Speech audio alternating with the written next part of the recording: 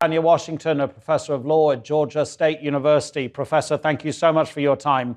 I mean, it's possible to manipulate numbers to express any opinion you actually want. And here I'm referring to Donald Trump's answer in that CBS News interview. Now, everybody knows that the United States is predominantly a white country. Why would he say what he said? So what he said was accurate, but not true. It certainly was taken out of context. And as you noted, Adlin, the population of the United States is 61% white and 13.4% Black. But when you look at the rate at which, so in raw numbers, more white people are killed by police. But when you look at the rate at which Black people are killed at a higher rate than any other racial group in the United States. Given the fact that we are only 13.5%, we shouldn't account for 50% plus of police killings. And so the statement that he made was just disingenuous. It reminds me of the statement that he made in Charlottesville after that uprising where he said there are good people on both sides of a race riot. And so he really is reaching for straws and presenting information in a way that supports the position that he's taken, which is that Black lives don't matter. I was going to mention Charlottesville, Tanya, but instead I'll ask you about what you think Donald Trump's motivation here is. Do you think he actually believes these things that he says, or is he well aware that if he plays the race game, it's going to count in his favor towards at least as far as the majority of his voters might be concerned? Well, I think one thing we can say about President Trump is that he's consistent. I can't say whether he believes this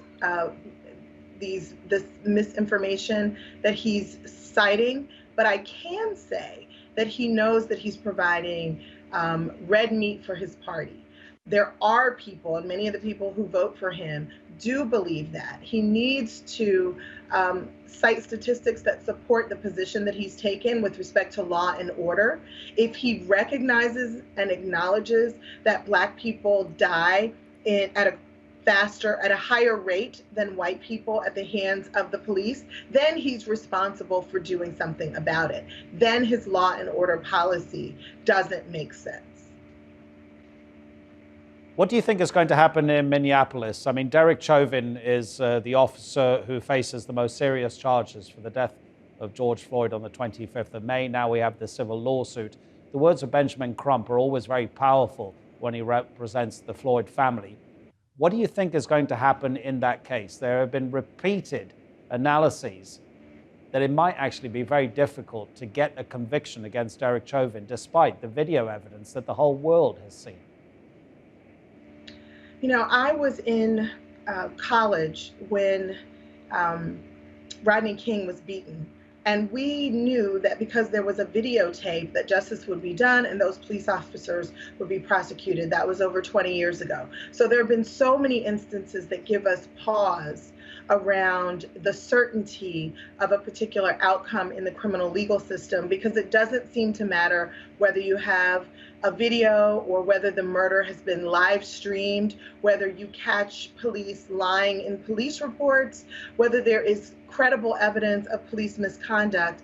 There still is the possibility that our criminal legal system is designed not to prosecute these kinds of police actions and to allow police to go free even when they are murdering the citizens who they are tasked with protecting and serving. So I hope justice will be done, but given the history of outcomes in these kinds of cases, I understand why people are hesitant to embrace the certainty of that Chauvin will be prosecuted.